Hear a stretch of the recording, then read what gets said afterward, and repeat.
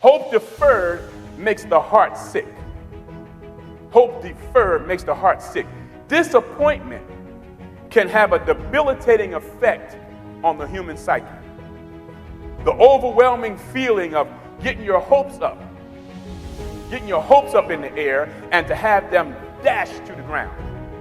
That the heart becomes sicker when it fears that your desires will never come to pass.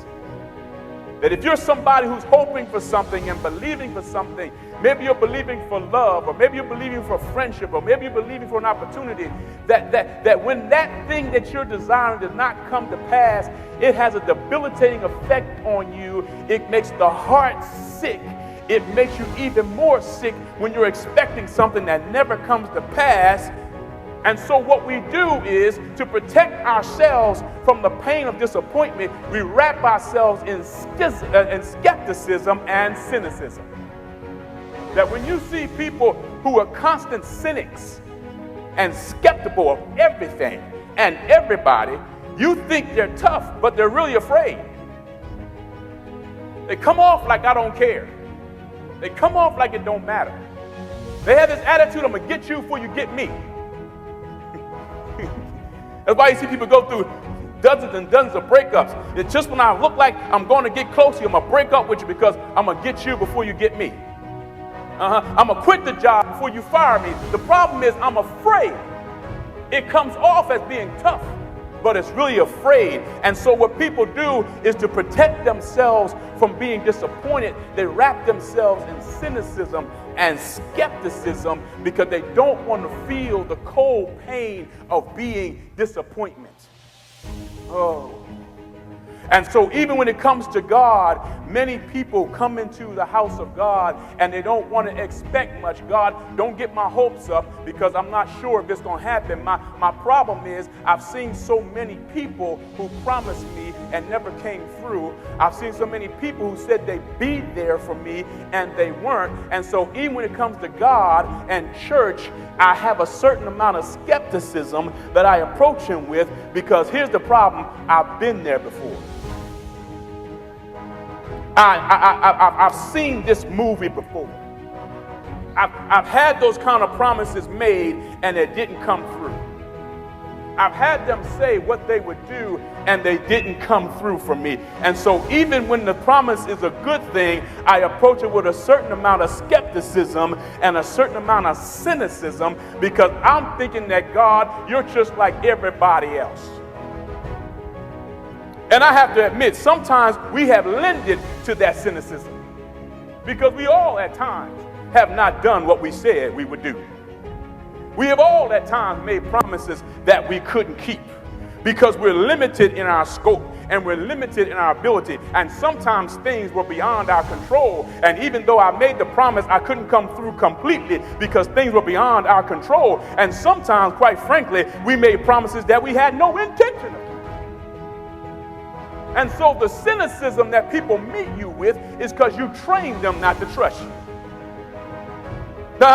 You trained them. You've taught them by your behavior that you're somebody that cannot be trusted. And don't feel bad when they look at you sideways, because you've already proven time and again that you are not a person of your word. Ooh.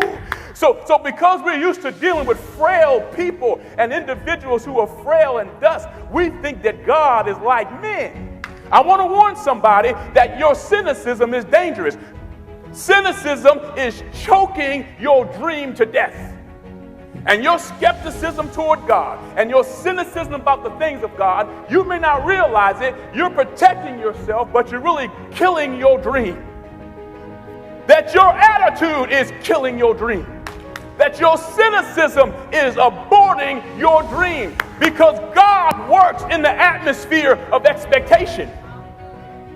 That the water you need for the dream to come to pass comes out of the positivity in your mouth. And when you feed it with cynicism and skepticism and negativity, you are effectively choking the air out of your dream. Look at somebody and say, I expect something today. And listen, God said, I'm not a man that I should lie.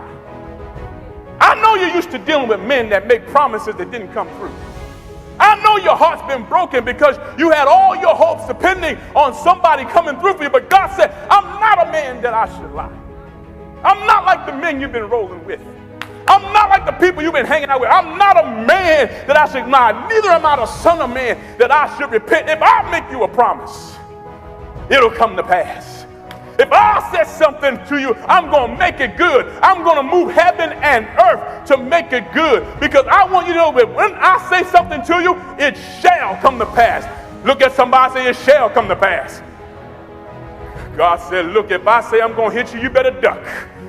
Woo! I'm not like these jokers you deal with that be woofing at you and talking and playing. If I say something going to hit your house, you better duck. Somebody ought to be glad right now because God has made somebody a promise and said it's about to hit your house. Oh, nobody believes it and you've been waiting on it, but God, faith will make you look crazy. Faith will make you look stupid. Faith will make people laugh at you funny, but I'm telling you, God made me a promise, and I'm going to stand right here until I receive it. How many folks here God has made you a promise?